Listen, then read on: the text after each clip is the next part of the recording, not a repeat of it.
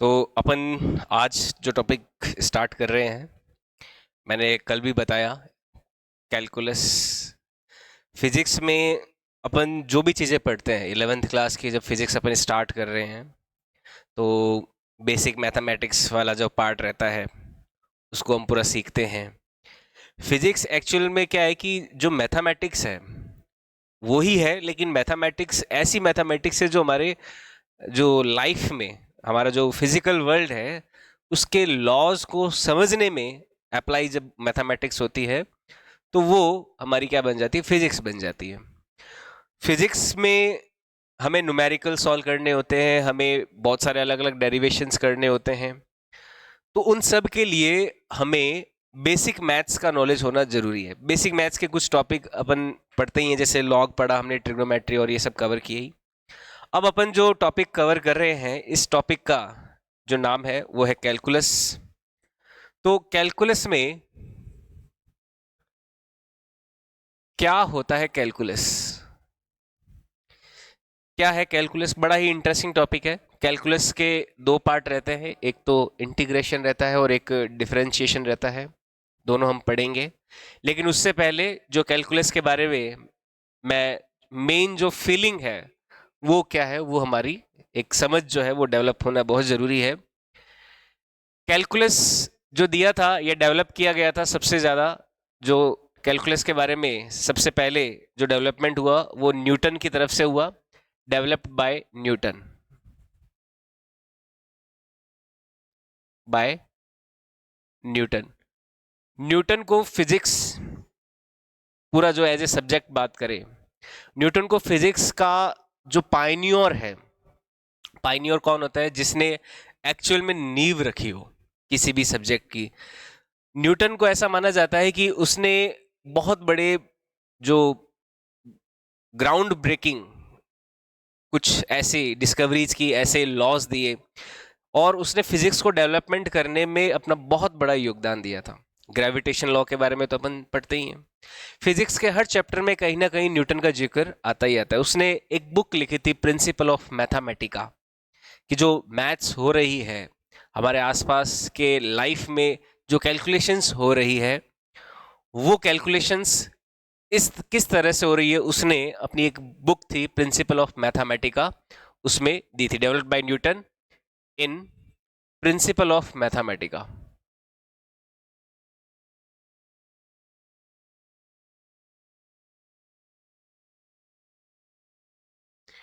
ये एक बुक थी, इसमें न्यूटन ने ये डेवलप किया था। कैलकुलस है क्या?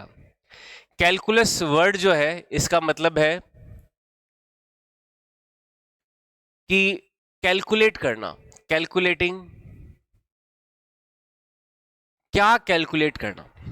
कैलकुलेटिंग जो चेंजेस हो रहे हैं, जो स्मॉल चेंज हो रहे हैं ना हमारी, हमारे आसपास के फिजिकल वर्ल्ड में, उन चेंजेस को कैलकुलेट करने का जो प्रोसेस है वही क्या है? कैलकुलस है। अपन समझेंगे चेंजेस कैसे हो रहे हैं। Calculating small changes, small changes which are occurring in nature, which are occurring in nature।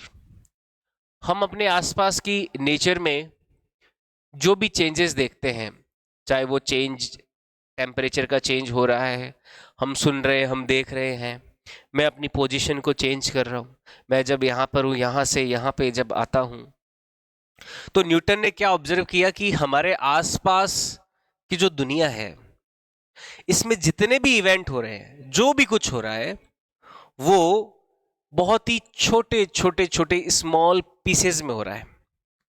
किसमें हो रहा है? छोटे छोटे स्मॉल पीसेस में होता है। छोटे छोटे स्मॉल पीसेस में चेंज जब होता है, तो जब उसने ये ऑब्जर्व किया तो उसने उस उन चेंजेस को कैलकुलेट करने का जो तरीका ढूंढा, वो उसे इंटीग्रेशन और डिफरेंशिएशन में मिला, और उसी पार्ट को हम बोलते हैं कैलकुलस। कैसे ये स्मॉल चेंजेस होते हैं, जैसे मैंने जिक्र किया इस बात का, जैसे अपन पोजीशन की बात करें, तो एक कोई व्यक्ति है, मान लो एक कोई पर्सन है, वो यहां से यहां तक की 10 मीटर की डिस्टेंस ट्रैवल करना चाहते हैं, और वो यहां पे पहुंच रहे हैं मान लो। कुछ देर बाद यहाँ से यहाँ तक चल के पहुँच जाएंगे 10 मीटर की डिस्टेंस। जैसे मैं हूँ तो मैं अपनी पोजीशन को चल के यहाँ से यहाँ तक पूरा चेंज करता हूँ। तो ये व्यक्ति जो है यहाँ से यहाँ तक 10 मीटर चलना चाहते हैं। तो इन व्यक्ति के लिए अगर अपन देखें तो अगर इस पूरे प्रोसेस को बहुत क्लोजली ऑब्जर्व करें तो अपन ये पाएंगे कि जब ये यहाँ से यहाँ आ रहे हैं तो ऐसा नहीं हो रहा कि किसी समय वो x बराबर 1 पे है, किसी समय x बराबर 2 पे है, 3 पे है, 4 पे है, 5 पे है, 6 पे है और लास्ट में x बराबर 10 पे पहुंच गए। ये मान लो x बराबर 0 से शुरुआत की थी, x बराबर 0 से शुरुआत की थी। तो 0 1 2 3 4 5 6 7 8 9 10 अपन जो मैथ्स होती है, जो हमारा नंबर सिस्टम होता है, जो हमने मैथमेटिक्स में सीखा नंबर सिस्टम, और उसमें हमने ये देखा कि काउंटिंग कैसे चलती है, 1 2 3 4 5 6 7 8 अपन ने ऐसी काउंटिंग सीखी है। लेकिन नेचर के अंदर जो काउंटिंग होती है, नेचर जो होती है वो इस तरह से नहीं करती कि 0 से 1 सीधा आपने जंप कर लिया। नेचर में जो भी काउंटिंग हो रही, जैसे मेरी पोजीशन x बराबर 0 से x बराबर 1 डायरेक्टली नहीं हो रही नेचर में। ऐसा नहीं है कि मैं x बराबर 0 पे गायब हुआ, x बराबर 1 पे अपीयर हो गया, फिर x बराबर 1 पे गायब हुआ, फिर x बराबर 2 पे अपीयर हो गया, फिर x बराबर 2 पे गायब हुआ, x बराबर 3 पे अपीयर हुआ। नेचर में इस तरह का फिनोमेना नहीं चल रहा। नेचर में क्या चल रहा है, 0 से 1 तक जब व्यक्ति ने अपनी पोजीशन चेंज की है तो उसने इस प्रक्रिया में इनफाइनाइटली कई स्मॉल छोटे छोटे छोटे छोटे छोटे छोटे पीसेस को कवर किया है ना। बहुत ही छोटे छोटे छोटे छोटे छोटे डिस्टेंस को कवर करते हुए वो 0 से 1 तक पहुंचा है। फिर 1 से 2 तक जब पहुंचा है उस समय में भी क्या किया है, बहुत ही छोटे छोटे छोटे छोटे छोटे छोटे छोटे पीसेस को कवर करके वो कहां पहुंचा है, 2 तक पहुंचा है। 2 से फिर 3, 3 से 4। तो हर जो स्टेप वो ले रहा है उस हर स्टेप में छोटे छोटे छोटे डिस्टेंसेस को कवर करते करते ही वो पूरा स्टेप कवर कर रहा है ना। अगर हम उसे कंटिन्यूअस प्रोसेस की तरह ऑब्जर्व करें कि यहां से यहां तक ये जो प्रोसेस हो रहा है वो कंटिन्यूअस हो रहा है बिना किसी ब्रेक के, तो ये व्यक्ति जब यहां से यहां तक पहुंचा तो बहुत ही छोटे छोटे छोटे छोटे छोटे छोटे स्मॉल पीसेस, कितने स्मॉल हैं, ये हमारी इमेजिनेशन से भी ज्यादा छोटे हैं, है या नहीं है। इतने छोटे इतने छोटे इतने छोटा चेंज है ये कि अपन इमेजिन भी नहीं कर सकते।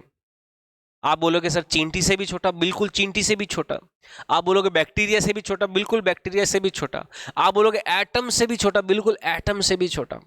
आप बोलोगे इलेक्ट्रॉन से भी छोटा, उससे भी छोटा। आप बोलोगे कि भाई जो स्ट्रिंग्स होती है इलेक्ट्रॉन से छोटा, मैक्सवेल स्ट्रिंग्स होती है, या फिर उससे भी छोटा कुछ अगर पॉसिबल है स्ट्रिंग थ्योरी में भी, तो उससे भी छोटा, इलेक्ट्रॉन से भी छोटा, एटम से भी छोटा, जो नेचर का सबसे छोटे से छोटा चेंज हो सकता है, उस चेंज को लेते हुए एक व्यक्ति यहां से यहां तक चलता है।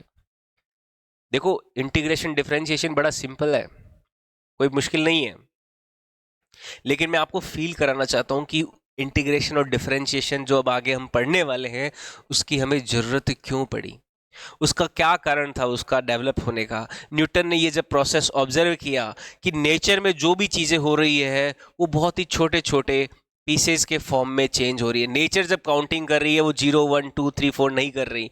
यहाँ से 0 से 1 जाने के लिए पहले 0.00001 गया, फिर 0.002 गया, ऐसे बहुत ही छोटा इनफाइनाइटली स्मॉल चेंजेस यहाँ पे कवर करते हुए वो आगे बढ़ रहा है। मैं यहाँ पे एक टर्म यूज करूंगा आगे, इनफाइनाइटली स्मॉल। देखो इनफाइनाइटली एक तो होता है इनफाइनाइटली, एक तो होता है लार्ज और एक होता है स्मॉल। इनफाइनाइटली एक तो होता है लार्ज और एक होता है स्मॉल। कैसे होता है देखो समझना इस बात को। एक तो होता है इनफाइनाइटली लार्ज, ठीक है, और एक होता है इनफाइनाइटली स्मॉल।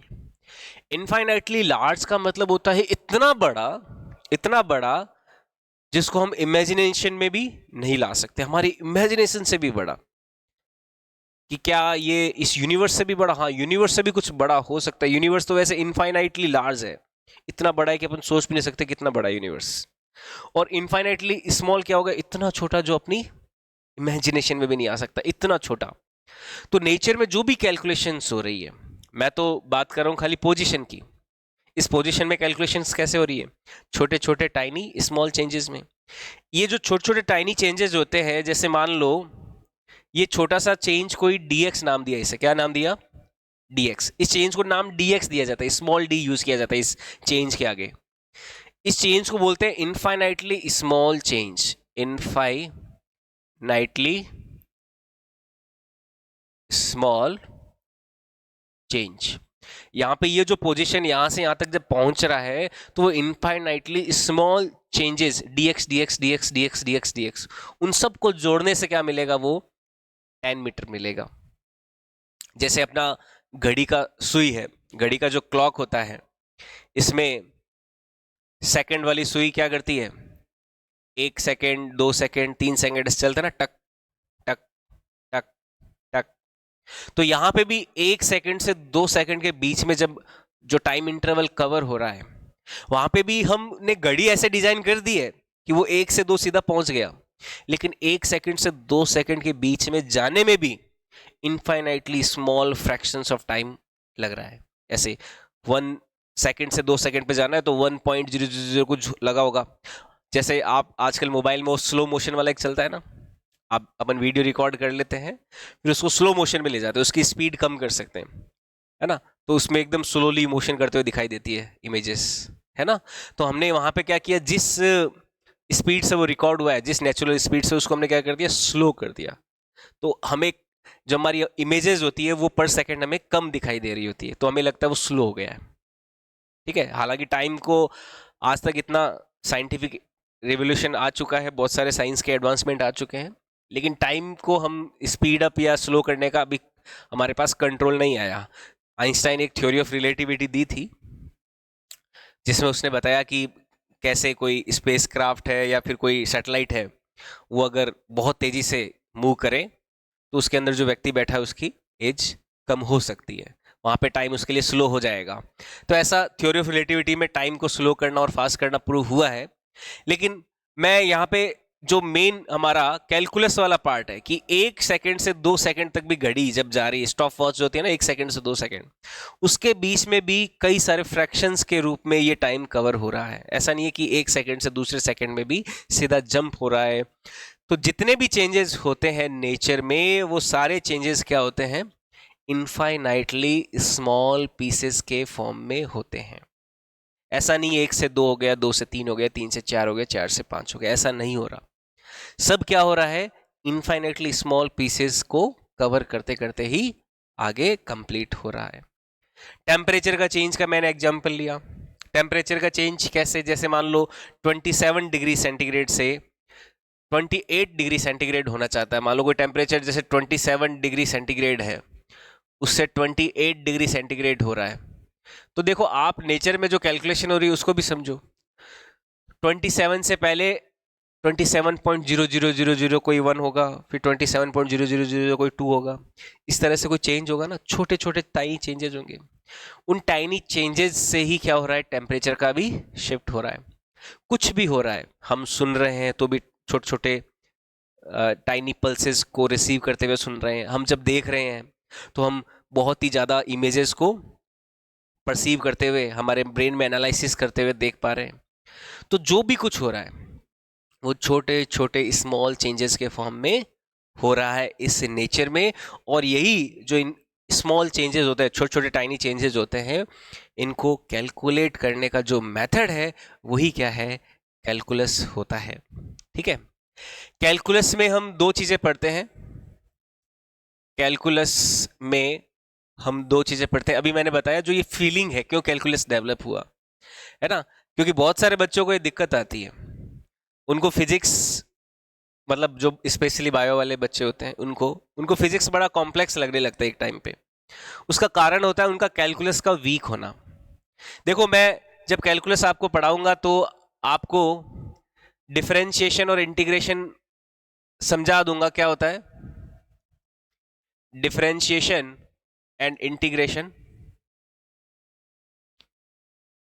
इनमें कुछ फॉर्मूले होते हैं, डिफरेंशिएशन में भी इंटीग्रेशन में भी कुछ फॉर्मूले होते हैं। अगर वो फॉर्मूले याद है तो आप डिफरेंशिएशन और इंटीग्रेशन के क्वेश्चंस बड़ा आसानी से कर लोगे, आपको कोई समस्या नहीं आएगी। लेकिन इंटीग्रेशन अप्लाई कब करना है, डिफरेंशिएशन अप्लाई कब करना है, वो बात आपको कब पता चलेगी, जब आपको कैलकुलस का फीलिंग आएगा, आपको इंटीग्रेशन और डिफरेंशिएशन की फीलिंग आएगी। आप क्वेश्चन को देखते ही, जो न्यूमेरिकल होगा फिजिक्स का, उसको देखते ही आप समझ जाओगे कि हाँ इसमें डिफरेंशिएशन यूज होगा, हाँ यहाँ इसमें इंटीग्रेशन यूज होगा, अगर आप बहुत अच्छे स्तर की फिजिक्स को तैयार करना चाहते हो तो आपके अंदर एक फीलिंग का डेवलप होना जरूरी है कि एक्चुअल में डिफरेंशिएशन है क्या, एक्चुअल में इंटीग्रेशन है क्या। कैलकुलस उसी का ही नाम है।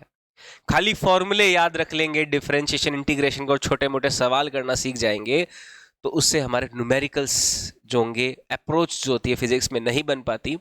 तो इसलिए कैलकुलस की फीलिंग होना, इंटीग्रेशन डिफरेंशिएशन की फीलिंग होना हमारे भीतर बहुत जरूरी है। तो एक एक करके स्टार्ट करते हैं। सबसे पहले लेंगे हम डिफरेंशिएशन और उसके बाद में हम लेंगे इंटीग्रेशन। तो सबसे पहले डिफरेंशिएशन क्या होता है। डिफरेंशिएशन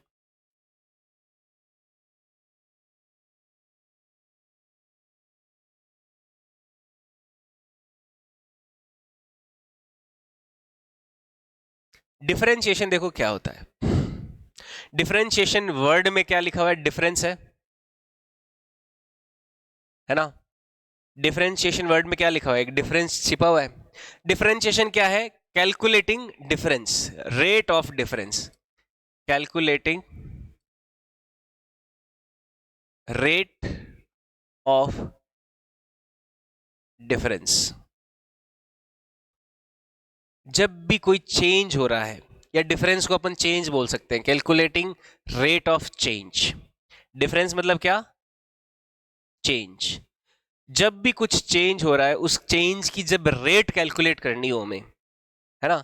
जैसे मान लो मैं अपनी पोजीशन चेंज तो कर रहा हूं, लेकिन पोजीशन की टाइम के साथ रेट ऑफ चेंज क्या है, मैं किस रेट से अपनी पोजीशन चेंज कर रहा हूं, उसके लिए मुझे किसकी जरूरत पड़ेगी, डिफरेंशिएशन की जरूरत पड़ेगी।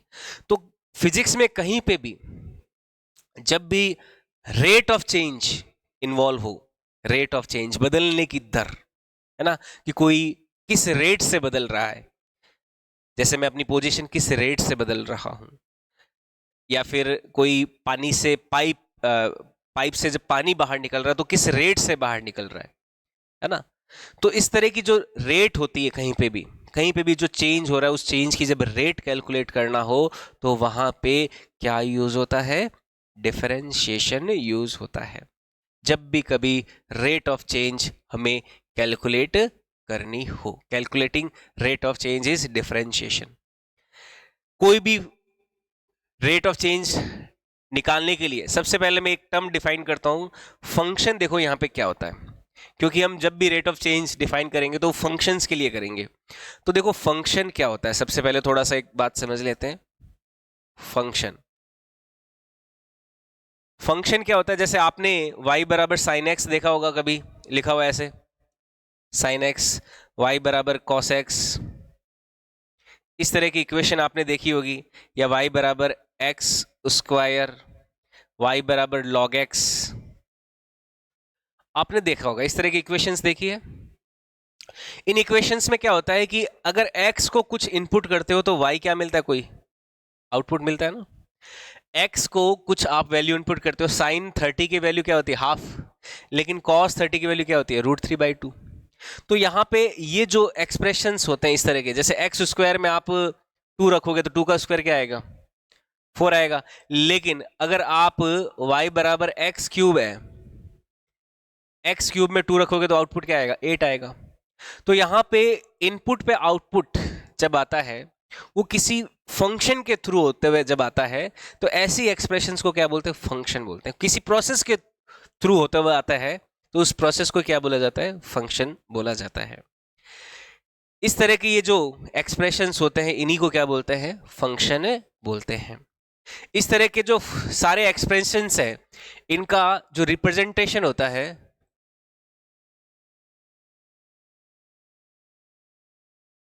इनको इस तरह से रिप्रेजेंट कर सकते हैं, y is equal to f x. इस तरह से इनको रिप्रेजेंट किया जा सकता है, y is equal to f x. ये f तो क्या हो गया, वो प्रोसेस हो गया जिसके तहत इस x को जब इनपुट करेंगे, एक्स को क्या करते हैं यहाँ पे, एक्स हमारा कहलाता है इनपुट, इसको बोलते हैं इनपुट। इसके इनपुट पे वाई हमें क्या मिलता है, आउटपुट मिलता है इस फंक्शन यानी इस प्रोसेस के तहत। तो इस तरह का जो एक्सप्रेशन होता है, इस तरह का जो अरेंजमेंट होता है, वो क्या कहलाता है, फंक्शन कहलाता है। ये सारे एग्जाम्पल है फंक्शन के, y बराबर sine x, cos x, x square, log x, x cube, ये सारे क्या है, फंक्शन के ही एग्जाम्पल होते हैं। ठीक है, ऐसा कोई भी एक्सप्रेशन या अरेंजमेंट जिसमें कुछ x की वैल्यू इनपुट करने पे y का कुछ वैल्यू आउटपुट मिलता है, ऐसे अरेंजमेंट्स क्या कहलाते हैं, फंक्शन कहलाते हैं। और उनका जनरल एक्सप्रेशन क्या है, y बराबर एफ एक्स होता है।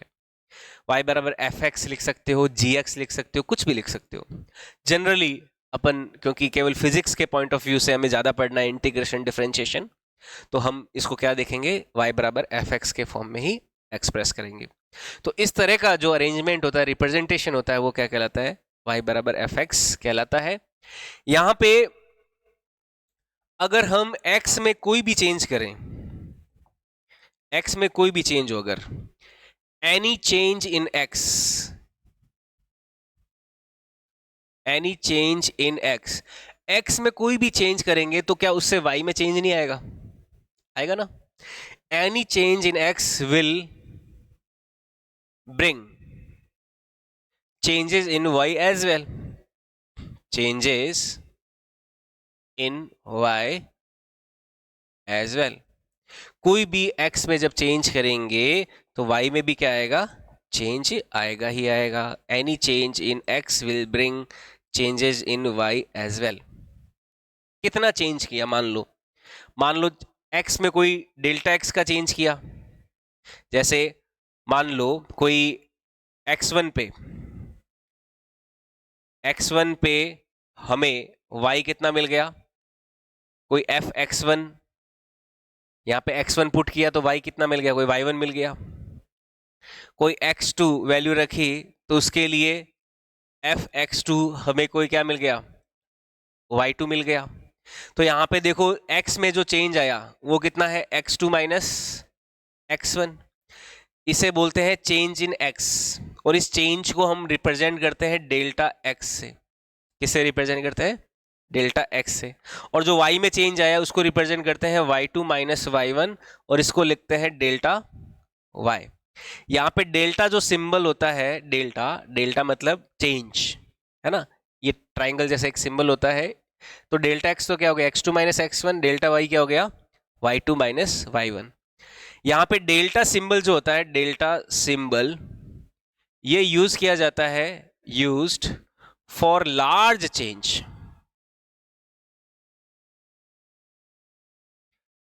अगर चेंजेस बहुत ज्यादा बड़े हैं, लार्ज है, तब तो सिंबल क्या यूज किया जाता है, डेल्टा का। लेकिन यहां पे जब स्मॉल चेंजेस होते हैं तो उस समय अपन क्या यूज करेंगे, डी स्मॉल वाला, जो मैंने बताया था।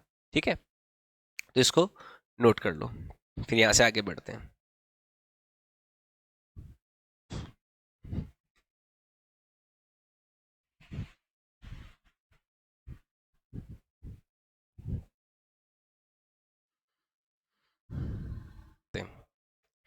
ठीक है, तो अभी हमने देखा कि डेल्टा सिंबल किसके लिए यूज होता है, लार्ज चेंज हो, कोई बड़ा चेंज हो। क्या मतलब इस बात का, मैं थोड़ा फंक्शन के एग्जाम्पल से समझाता हूं। जैसे एग्जाम्पल लिया, मान लो मैंने y is equal to x square, ये कोई फंक्शन का मैंने एग्जाम्पल लिया, इसको स्क्वायर फंक्शन बोलते हैं। तो यहां पर मान लो मैंने x1 की वैल्यू ली कोई 1, और x2 ले लिया मैंने कोई 2। ठीक है, x1 और x2 का वैल्यू क्या लिया, 2 ना लेके मैं 3 ले लेता हूं। ठीक है, x1 जब 1 लिया तो उसका कॉरस्पॉन्डिंग y कितना आया, ये 1 ही आया। y2 की वैल्यू कितनी आई, 9 आई ना। यहां पे जो डेल्टा x की वैल्यू है वो कितनी आई, x2 माइनस x1, जो कि कितना आ गया, 3 माइनस 1 यानी कि 2 आया। जो डेल्टा y है जो कि हो गया y2 माइनस y1, तो उसका वैल्यू कितना आया, 9 माइनस 1 यानी कि 8 आया। ये कहलाते हैं लार्ज चेंज, डेल्टा x और डेल्टा y में। लेकिन अगर बहुत ज्यादा इस छोटे चेंज हो रहे हो, है ना, बहुत छोटे चेंजेस हो, if changes are very small, if changes are very small, क्या मतलब इस बात का? If changes are very small, very small changes का क्या मतलब है? मान लो x1 लिया मैंने, कोई 1.000000000, मतलब परफेक्टली वन ही है ये, है ना। और x2 लिया मैंने, मान लो एग्जाम्पल के तौर पे x2 लिया मान लो मैंने, कोई 1.000000001 ये लिया, ठीक है। तो अब जो x2 माइनस एक्स होगा, x2 माइनस x1, ये जो चेंज है, ये क्या है? चेंज बहुत ही छोटा है ना। तो इस चेंज को जब निकालेंगे तो इसमें से इसको सब्ट्रैक्ट करेंगे, तो 1 तो गायब हो जाएगा, तो क्या आएगा? 0.00000000001 आया, ये आया ना। तो ये चेंज कितना है? बहुत ही ज्यादा स्मॉल है। इसी तरह के जो स्मॉल चेंजेस होते हैं ना, अगर मान लो ये जीरो बहुत ज्यादा बढ़ाता जाऊं तो बढ़ाता जाऊं, लास्ट में जाके कहीं पे कोई 1 आ रहा है, तो ऐसे चेंजेस को क्या बोलते हैं? इनफाइनाइटली स्मॉल चेंजेस बोलते हैं, जो बहुत ज्यादा छोटे चेंजेस होते हैं, है ना। इसे क्या बोलेंगे? Change is very small, change is very small. और ये जो बहुत ही छोटा चेंज है, इसी चेंज को हम क्या रिप्रेजेंट करते हैं? अगर बहुत छोटा चेंज हो, very small changes, very small changes are represented by, किससे रिप्रेजेंट करते हैं इसको? सिंबल आ जाता है ये dx, क्या आ जाता है सिंबल? dx, इस सिंबल से रिप्रेजेंट करते हैं, dx से। अगर मान लो x में बहुत ही इनफाइनेटली स्मॉल चेंज हुआ है तो सिंबल हो गया उसका dx, y में कोई बहुत ही ज्यादा छोटा चेंज आया है तो उसका सिंबल क्या हो जाएगा? dy। तो ये dx और dy क्या है? बहुत ही जो छोटे छोटे टाइनी चेंजेस होते हैं, बहुत ही स्मॉल जो चेंजेस होते हैं, उनके सिंबल है dx एंड dy। समझ में आई बात? इस तरह के जो छोटे चेंजेस, ये एग्जाम्पल लिया है। जो चेंज होता है एक्चुअल में नेचर का चेंज तो इससे भी कितना ही छोटा होता है, बहुत ज्यादा छोटा होता है, अपन इमेजिन भी नहीं कर सकते। जीरो के पीछे कितने ही जीरो लगाते जाओ, 0.0 कितना ही लगाते जाओ, उतना छोटा होता है नेचर में जो होने वाला चेंज है ना। तो वो जो छोटे छोटे चेंजेस हैं उनको कैसे रिप्रेजेंट कर रहे हैं? dx से करते हैं। कोई चेंज लार्ज है तो उसको डेल्टा x से रिप्रेजेंट किया जाता है। ये चीज नोट कर लो। तो ये स्मॉल चेंजेस को dx और dy से डिनोट करते हैं। अब देखो डिफरेंशिएशन होता क्या है। जैसे y बराबर f x में, अगर x में चेंज डेल्टा x है और y में चेंज डेल्टा y है, मान लो डेल्टा y जो है y में चेंज कोई बड़ा चेंज है, और उसमें डेल्टा x यानी कि जो x में बड़ा चेंज आया उसका अगर डिवाइड कर देते हैं, तो delta y upon delta x को बोलते हैं average rate of change, average rate of change in y with respect to x। अगर कोई बड़ा चेंज y में आया है और उसमें डिवाइड करते हैं कोई बड़ा चेंज इन x का, यानी डेल्टा y में जब डेल्टा x का डिवाइड करते हैं, तो ये जो रेट होती है, देखो रेट जब भी डिफाइन करती है दो क्वांटिटीज को डिवाइड करके करते हैं। जैसे पोजीशन का टाइम के साथ रेट ऑफ चेंज मीटर पर सेकेंड वेलोसिटी हो जाता है ना। जब भी कोई अपन को किसी को रेफरेंस लेना होता है तो उसका नीचे डिवाइड कर दिया, मान लो डेल्टा एक्स को रेफरेंस ले लिया और डेल्टा वाई में चेंज निकालना है, तो ये रेट ऑफ चेंज क्या कहलाएगी? वाई में rate of change with respect to X कहलाएगी, ठीक है। तो ये कहलाती है average rate of change in Y with respect to X, ठीक है। अब इसमें अगर चेंज बहुत छोटा ले तो ये क्या हो जाएगा? डी वाई, और उसमें dx का डिवाइड कर देते हैं, dy में dx का, तो इसे कहते हैं यहां पे जब ये चेंज क्या है? बहुत छोटा है ना, dy अपॉन dx, y में बहुत छोटा चेंज डिवाइडेड बाय x में बहुत छोटा चेंज। तो इस तरह का जो एक्सप्रेशन होता है इसी को बोलते हैं differentiation of y differentiation of y with respect to x। जब y में बहुत ज़्यादा छोटा चेंज हो और उसमें x की वजह से जो छोटा चेंज आया है, क्योंकि हमने x में बहुत छोटा चेंज किया उस वजह से कोई y में बहुत छोटा चेंज आया ना, तो इस तरह का जो एक्सप्रेशन होगा dy अपॉन डी एक्स, वही क्या कहलाता है, differentiation of y with respect to x कहलाता है। और एक्चुअल में ये क्या है, ये rate of change in y ही है। ये क्या है, rate of change in y है। ये क्या है, डिफरेंशिएशन एक्चुअल में क्या है, rate of change in y, rate of change in y with respect to क्या है, ये x है। कब, when changes are very small, when changes are very small, मतलब जो y का x के साथ डिफरेंशिएशन एक्चुअल में क्या है, वो रेट ऑफ चेंज ही है। क्या है, रेट ऑफ चेंज ही है y में विद रेस्पेक्ट टू x। बस कंडीशन क्या है यहाँ पे, ये जो चेंजेस है वो क्या होने चाहिए, बहुत ही स्मॉल होने चाहिए, छोटे होने चाहिए। लार्ज चेंज में तो एवरेज रेट आती है, ये एक अलग तरह की रेट होती है, इसका नाम होता है इंस्टेंटेनियस रेट, है ना। जब 1D मोशन अपन सीखेंगे तो उसमें अपन इस बात को समझेंगे। अभी इतना सा ध्यान रखो कि डिफरेंशिएशन एक्चुअल में क्या है, rate of change in y with respect to x ही है। बस चेंजेस क्या होने चाहिए उस समय, बहुत ज़्यादा स्मॉल होने चाहिए, छोटे चेंजेस होने चाहिए। वही क्या है, y का x के साथ डिफरेंशिएशन है। समझ में आई बात, यही होता है dy अपॉन dx।